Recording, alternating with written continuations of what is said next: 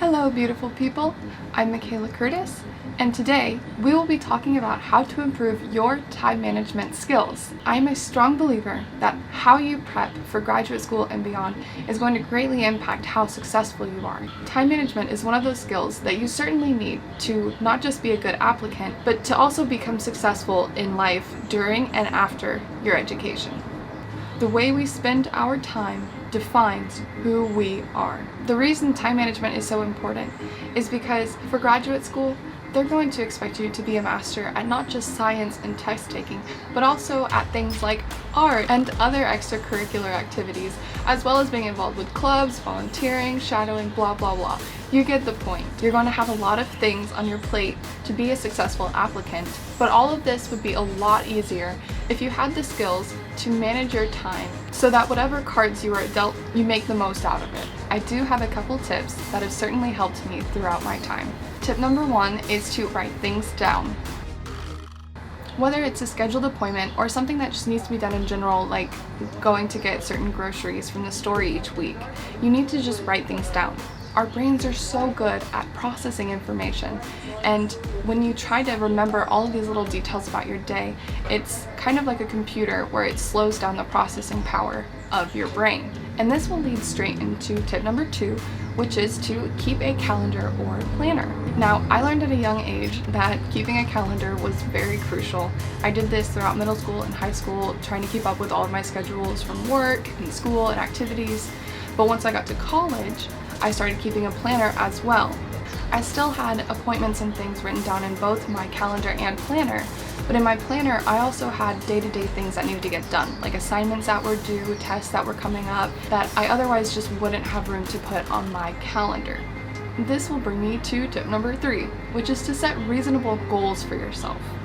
So you want to make sure that you're not trying to overwhelm yourself with goals. There are certainly times that I felt burnout because I would set too many goals, or I'd say yes to too many people, and this led to being completely overwhelmed with everything that was happening. But I also had to learn that if I don't set enough goals for myself, then I think that I can just procrastinate and not do any of it, and then everything starts piling up, and well, we know what happens then. So it's important for you to find that Goldilocks zone of setting the proper goals for yourself to make sure that you get everything done, but you don't overstimulate or understimulate your senses. And this kind of helps with tip number 4, which is to set boundaries for yourself. These can be certain boundaries like you must do something social at least once a week. So you have to say no to work or some other commitments in order to make room for yourself.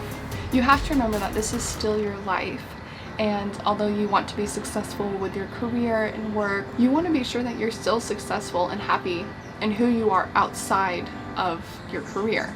Set those boundaries for yourself early to avoid that burnout that I was talking about. Boundaries are the line between sanity and burnout.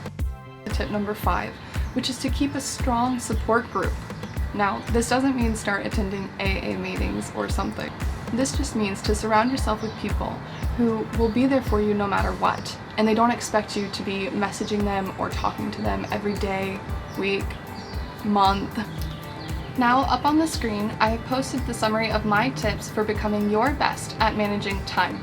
Remember, whether you choose to end up attending graduate school or not, managing your time is such an important skill. We are all given the same 24 hours each day.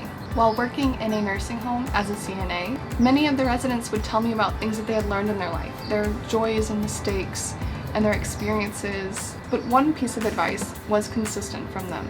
Their biggest regrets came from the time that they didn't spend doing what they needed to be doing or wanted to be doing. It's important to recognize that you will never get the same moment twice. I'll leave you with this last quote: "Nobody is too busy, it's just a matter of priorities." Anything is possible. Make sure that you set your priorities and know how to manage your time to get all of those things done. I hope this advice helps you in some way manage your time better, and to inspire you to develop better habits in your life to reach all of those goals you want to accomplish. If you have any other questions or comments, please feel free to leave a comment below or to reach out to me personally. I would love to help you along your educational journey, and let me know what more I can do to help. I wish you the best of luck with all of your ambitious endeavors, And, as always, thanks for watching!